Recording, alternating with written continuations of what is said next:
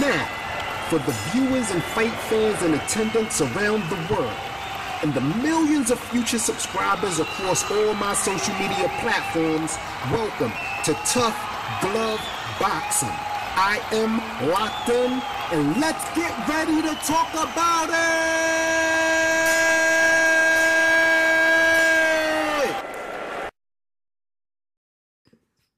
What's good, everybody? I'm locked in. Welcome to another episode of Tough Glove Boxing. You see who we got on the screen. Before we get started with the conversation, I'm going to take this time to give a shout out and a salute to all the tough guys and the tough girls that hit the like button, hit the subscription button. It helps the channel grow. We're growing slowly but surely, but I appreciate everybody that takes their time to check out the content. See, now this video right here, I'm really glad to be making, because I said I wasn't going to make any more Bud Crawford, the Truth Errol Spence Jr. videos until we had an official announcement. Okay, now while the announcement is not all the way official, we do have it being known, right? Number one, from Bernie the Boxer, right, who's very close to the Terrance Crawford camp, that Bud Crawford has officially done everything that they have asked of him in order to make this fight happen. He has taken the lower money in both this fight and a rematch, for when I'm not mistaken. He just gave them whatever they want in order to make this fight happen.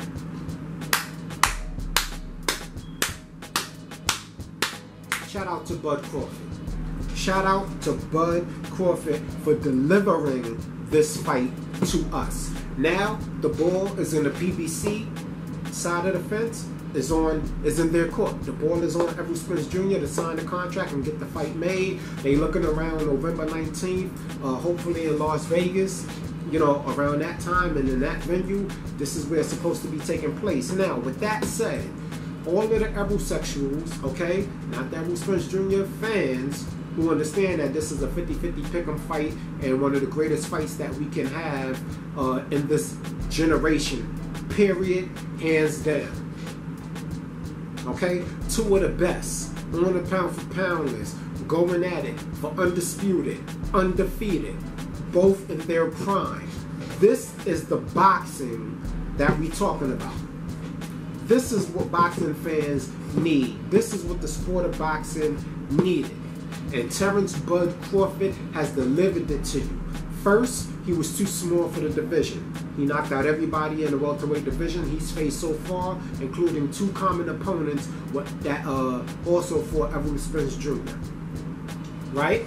Now, he left his promotional company. That eliminated the side of the street crap. Right? Everybody was always regurgitating, and I say regurgitating because if Errol Spence Jr. said it, that's when you guys would say it. For every excuse that was made, it didn't come out until Errol Spence Jr. made it. After the side of the street, we had the A side, B side argument. Then he had his fanboys come after that excuse, right? Then after the Ugas, when he defeated Ugas, he said, Terrance, I'm coming to get the mother effing belts, right? And everybody started calling him an eye collector. Terrance Bud Crawford is scared now. Now, if Terrance Bud Crawford was scared, right, would he have accepted the deal that he made? You see, you guys, this is why it's important for real Bud Crawford fans not to follow up with Errol sexual, because they will say anything and everything. It's not even about facts. It's not even about boxing. It's about them just repping, I guess, their team. They'll say anything. And Bud is scared. He's pricing himself out. All of the nonsense that if you have those statements on your channel, all cap. You have mainstream YouTube channels, boxing commentary channels that was out there talking about it's going to be in October. Their sources said this. Their sources said something. None of them have been accurate. The only content creator that has been accurate thus far as this fight was concerned was True School Sports. Shout out to True School Sports. Your sources I now do trust. You were 100% right that the fight was pretty much made and that we will be looking forward to the announcement. Less than a week and a half, 2 weeks later, we get the announcement. So shout out to True School Sports for being ahead of the game on that one. The rest of y'all, your sources are unreliable because none of the shit came to fruition. Okay, none of it. None of your dates came to fruition. none of your theories about who was doing what. So all of the stuff that y'all were talking, and the fact is, Errol Spence Jr. fans won't even come out and say they wrong. That's why I know as soon as Bud Crawford beats Errol Spence Jr., there's going to be a bunch of excuses as to why that happened. Not one time have you given this man his credit. As a result of Bud Crawford sending the contract back to the PBC side, accepting all of their terms and agreements, right? I don't want to ever hear any Errol Spence Jr. fan say again that Bud is not confident in himself, that Bud is scared of Errol Spence Jr., that the Udenis Ugas fight discouraged him. All of this fanboy shit that y'all talking about. Never mind, we talking about a 3-division world champ, an undisputed world champ, somebody who has been undefeated in the welterweight division since he's joined the welterweight division. He stopped every opponent that he's faced. The guy y'all calling the king of the welterweight hasn't even stopped every opponent that he's faced in the welterweight division. But I digress. You guys say that Errol Spence Jr.'s pressure is going to be too much for Terrance Crawford.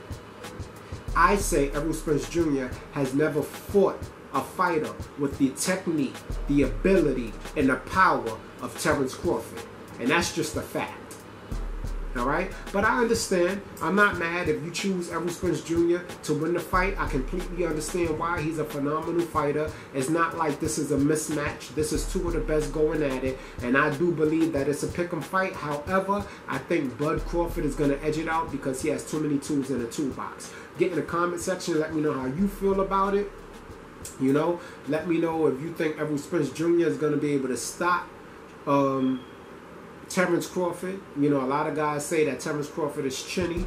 Let me know if you think that Errol Spence Jr. is going to fold under the power and counter punching of Terrance Bud Crawford. You know, whatever your argument is, at least make it an argument about boxing. But I don't want all of this, you know, people in their feelings getting out, oh, he's going to do this because, you know, Errol Spence Jr. is unstoppable and he can't be beat, and Bud is chinny, and, you know, Bud is too small. None of that shit is going to play a factor in this fight. Okay? Bud shown that he has a great chin.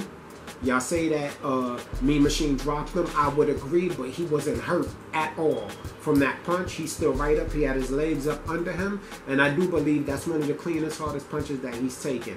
Errol Spence Jr.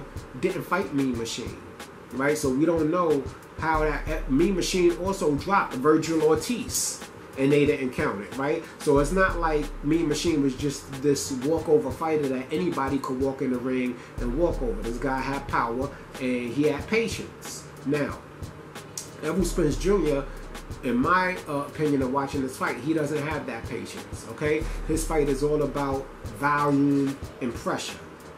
Okay, Terrance Bud Crawford is the one with the higher ring IQ, if you ask me. Errol Spence Jr.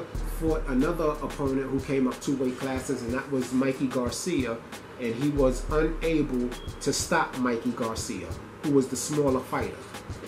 He claims he didn't stop him because he wanted to show his boxing ability, but I don't believe that. There's always some kind of excuse, right? I think that any fighter that goes in there wants to stop his opponent if the opportunity presents itself.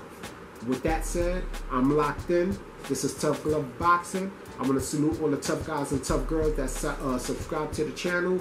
I'm looking so much forward to this fight. It is without a doubt the best fight of our generation, the biggest pick'em fight of our generation. And November 19th is going to be fireworks. Get in the comment section, let me know how you feel. I'm out. You ain't got to go home, but you got to get the hell up out of here.